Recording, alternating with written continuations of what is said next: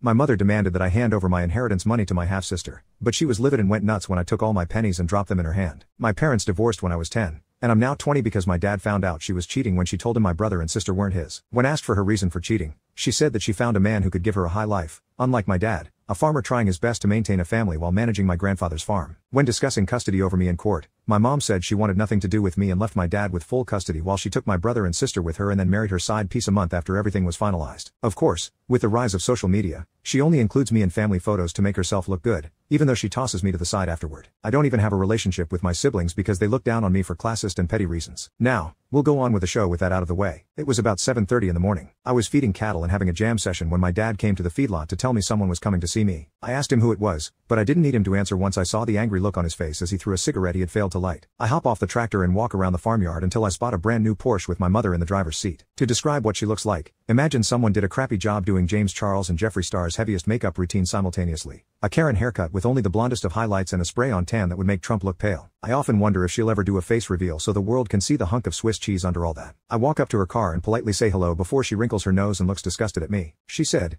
"Don't you have anything better to wear besides those filthy rags and take that wad of chewing tobacco out of your mouth? I'm embarrassed that you're my son looking like that." I said, these are work clothes, and I was working, and I just put this chaw and it ain't even kicked in yet. What do you want?" She looked me up and down with a disgusted look again before taking a deep breath and speaking. "Mother, I need to ask you a favor. It's rather important." The only thought going through my head was, she's part of a cult and needs me to be a blood sacrifice at tonight's meeting. I asked that it be. She said, "See, your sister will be graduating this year, and I think it would only be fair if you gave her the money your grandfather left you since you don't need it. I know what she's after now. My grandpa had put aside $25,000 for each grandchild that, once they turn 18, they can use for college buying a car. The only catch was you needed to either graduate high school or obtain a GED. Now, why would she want this money, you may ask? Well, I'll tell you. She had asked my grandpa after the divorce that not only should her kids, my brother, and sister, still get the money, but also he needed to beef it up a few grand. Out of spite, my grandpa took the money originally meant for them, put it all in mine, and told her only his actual grandkids could get the money. A few years later, when he passed away, my dad added some of his inheritance to it, so when I graduated, I ended up with $93,000. I have since spent $27,000 out of it on a tractor and put the rest in savings, which I add to my paychecks. Me, why would I give her any of my money? She doesn't even speak to me anymore. She said,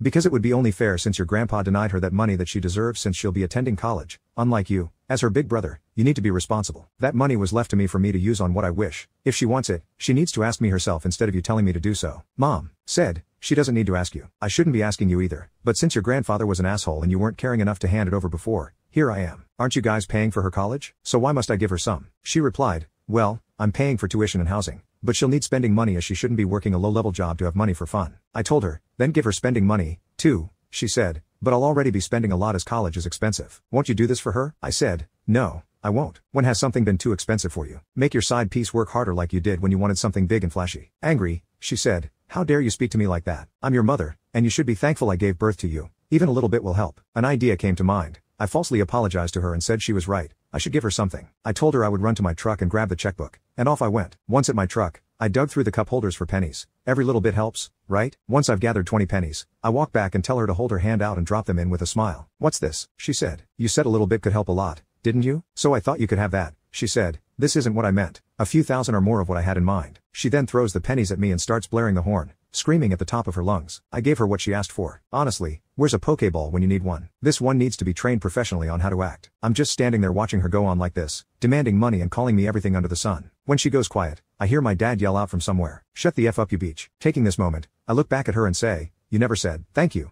Mother said, "F you, and you will give your sister what she deserves." I told her, "When you do a face reveal, I will." She told me to go F myself and sped off, and that was the end of it. That's all for this episode, folks. Until next time, remember to pick up your popcorn containers and leave the theater orderly.